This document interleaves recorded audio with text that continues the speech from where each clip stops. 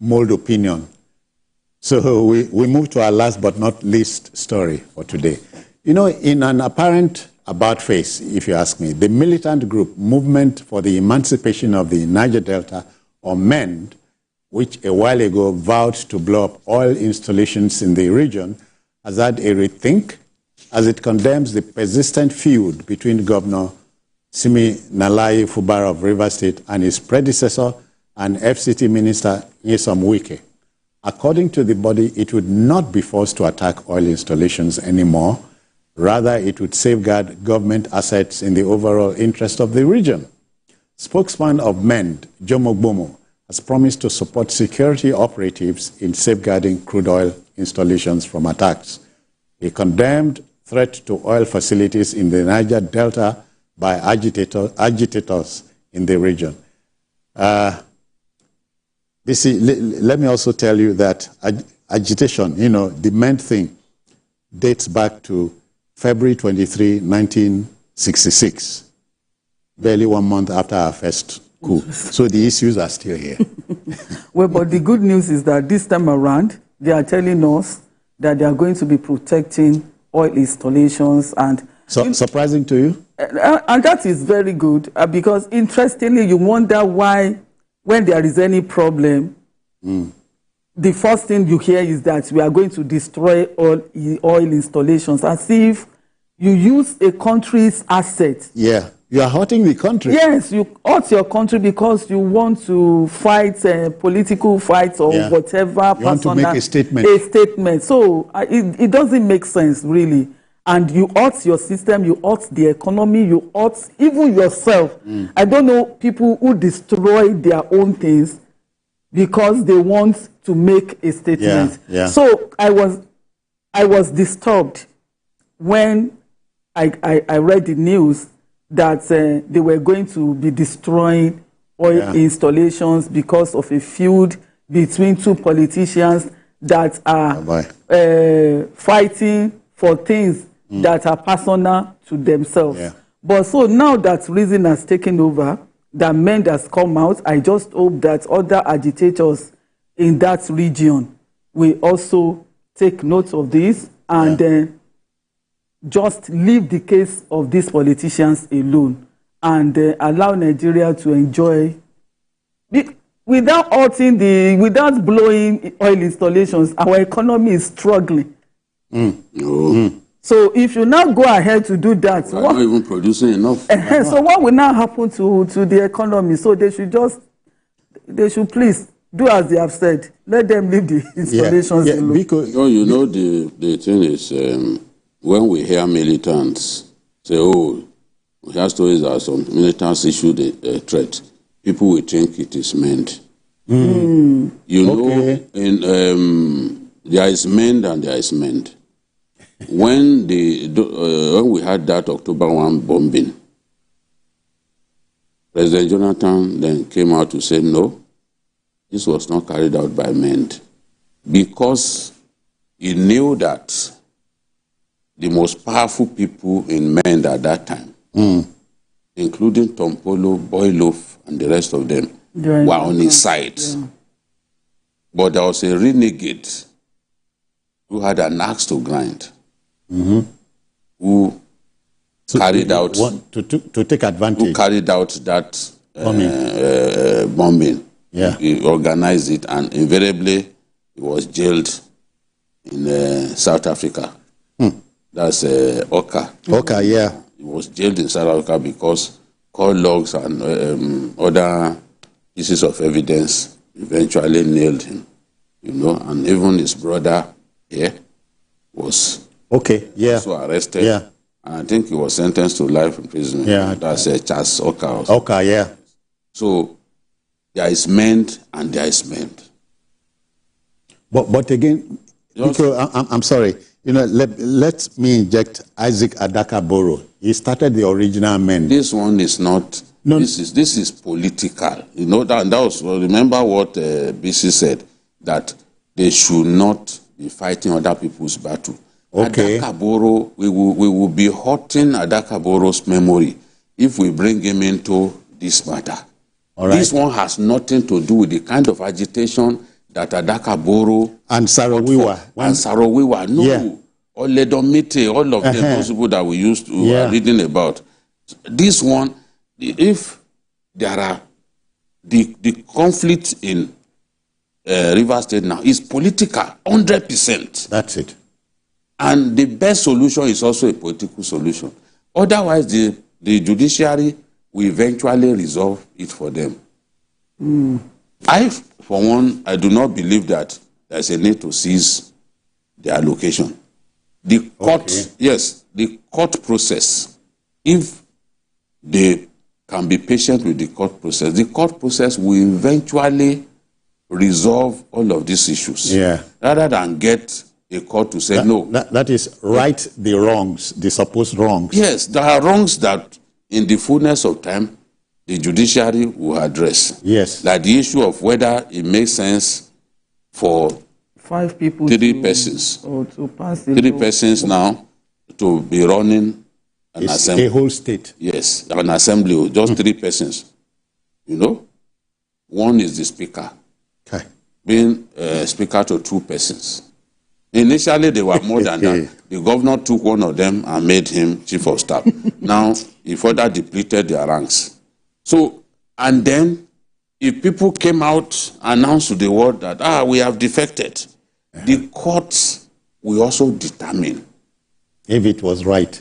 Whether in the eyes of the law, or is it in the eye of the law, I don't even know how they say it, whether by the letters of our laws, or by the letters of our body of laws, they have truly defected. That is one critical resolution that I've been waiting for the courts to make a pronouncement on. When that pronouncement is made, it will change a lot of things. Because this whole issue,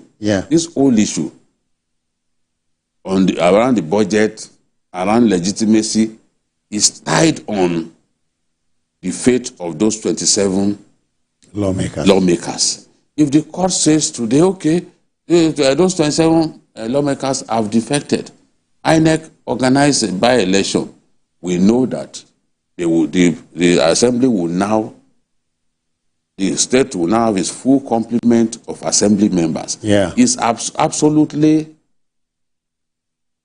nonsensical in my view for 2 or 3 persons to be running an assembly. The judiciary has to take a stand before it's too long, it's too late.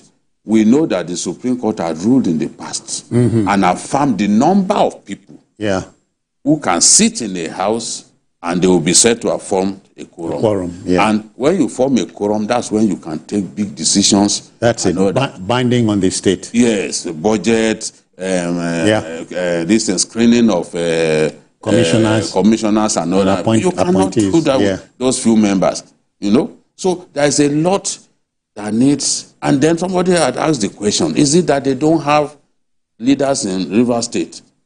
Where all the leaders have pitched their tent behind the 2 persons. Because take Wike and this whole thing is just about quarrel between Wike and Fubara. That's all. They are the ones hitting out the politics. To think that Rivers State had yearned for a governor from the riverine angle to the state. And they have one now. They have one. The state is not sitting pretty. But the thing is a conflict between 2 brothers. Between the former boss and his former boy. Now, if that issue is resolved one way or another, maybe through the courts, because I don't think that they can find a political solution anymore. I don't think so. Mr. President tried it. I don't think so. It didn't work. Many of the people, many of the leaders in the state told the governor, no, don't represent. Mr. President was biased. He appeared eager to have those guys join his party. So they said, no, don't listen to him. Fubara was initially eager to implement some of those. You can see that he represented those as some of those resolutions. Names, the names of those commissioner nominees. Yeah. You know, he represented them. He represented them. But invariably, things got bad. Wike was abusing him. He too now began to abuse Wike. So we have a situation on our hands where two individuals taking a whole environment are messing up. Yeah. They are poisoning the atmosphere in the state. That is that's what's going on. If the president tries to intervene now, I'm not even sure that it will work. So, in my view, it's still the judiciary. And once the judiciary makes its pronouncement, everybody would abide by the resolution. Yeah. Sister Bisi, you know, I cannot, let me drag Isaac Adakaboro and Ken Saro here. They were interested in the fixing of the environmental degradation of the, that's all. Yes. And so now they have come with, as he just said, M.E.N.D, which is painting a different picture. Yeah, because then the fight was not personal. It was not. It wasn't personal. It's for the entire community. Yes. It's for the people. But these are the things we see now. We have seen that over time, organs that have been working for the people as a whole have been politicized. Oh, yeah. And now they work for political reasons. And you see it everywhere. That's why, you know, the other time we were talking about Konwa, we were talking about ASU. Yeah. That at a point in time, because the people that are using them will always seek a way to divide them for their own purpose. That's it. Yeah. And unfortunately, they now make the memories of people that died for this cause. Imagine a Sarowiwa, for example, that was killed because of his people. Now seeing that this is what they do with all the organizations, with all the things that he fought and died for. Yeah. I think it's very sad, but... You know what I think, quickly?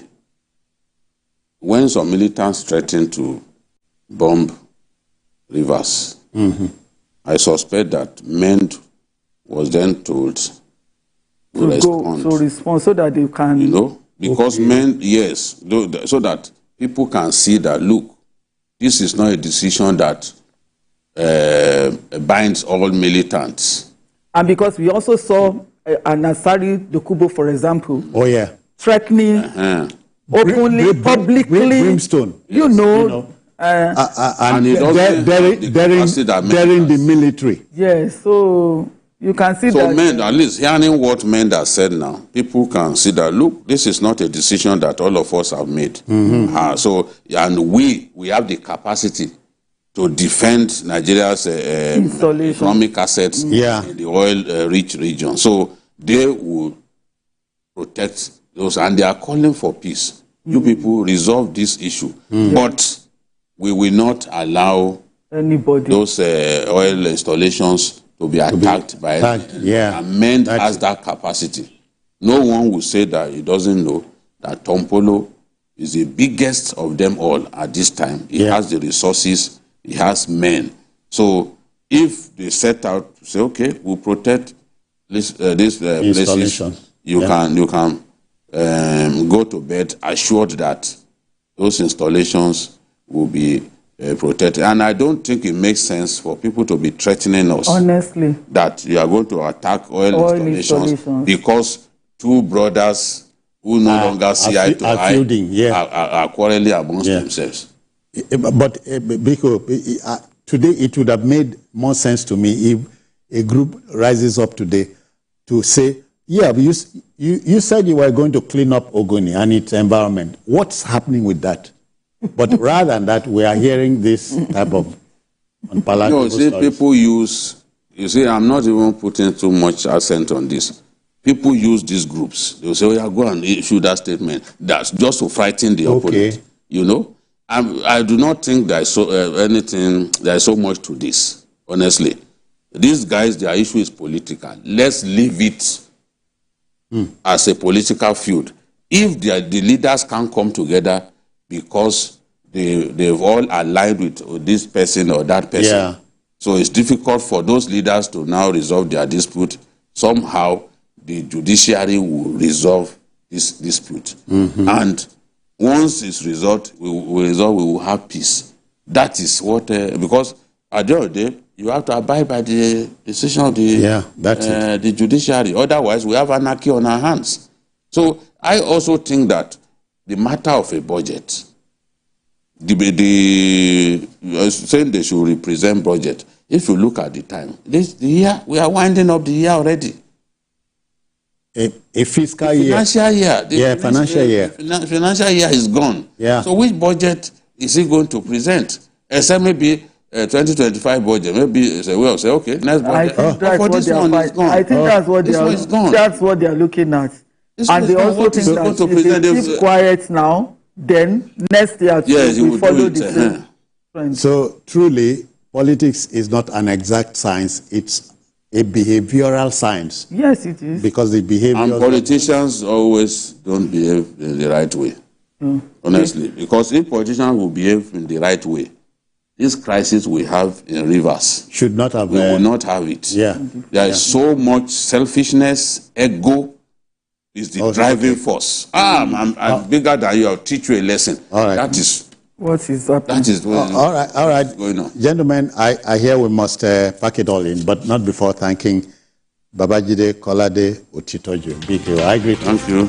And Dr. Bisi Deji Folutile, I greet you too. Thank you. Yeah. Okay, folks, that's it on our program for today. You watch a repeat broadcast if you missed any part of it at 11 later tonight. And on Sunday, we expand the field for you from between 1:30 and 3:30 p.m. Just to remind you, we are also on YouTube at youtube.com/TVC News Nigeria. I am Citizen Jones Hussein. Bye-bye now. Take care.